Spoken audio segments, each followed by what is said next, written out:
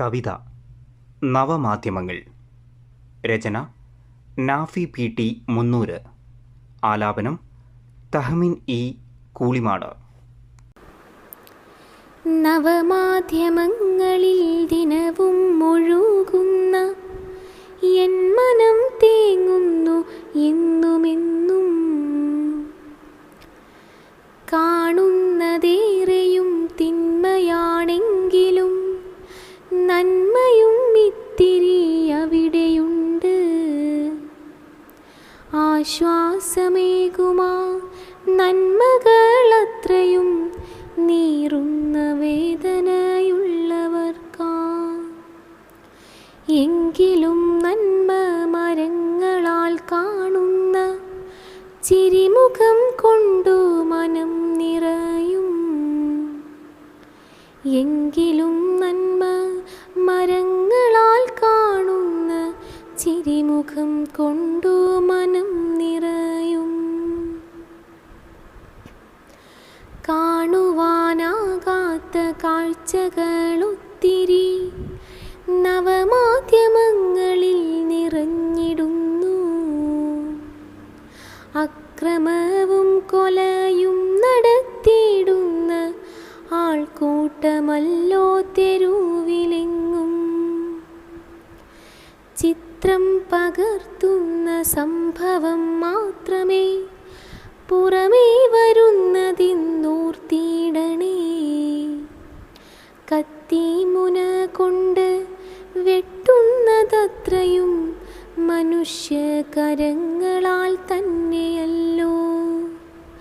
കത്തിമുന കൊണ്ട് വെട്ടുന്നതത്രയും മനുഷ്യകരങ്ങളാൽ തന്നെയല്ലോ.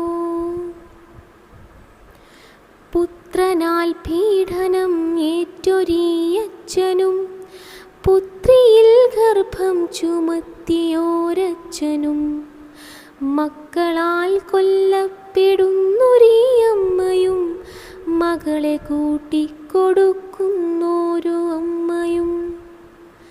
നാട്ടിലെ വാർത്തകളൊത്തിരി ഇങ്ങനെ നവമാധ്യമങ്ങളിൽ കാണുകയാ.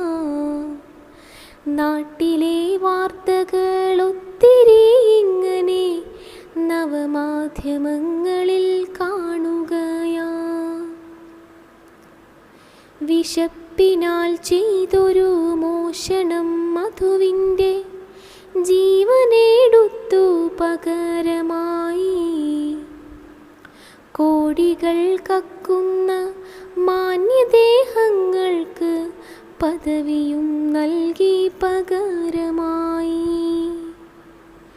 പ്രതിഷേധവുമായി 1000 പേരുണ്ട് നവമാധ്യമത്തിൻ്റെ പൂമുഖത്ത്. തിന്മകളായിരം വീണ്ടും വരുമ്പോഴാ പ്രതിഷേധമെല്ലാം വൃഥാവിലായി.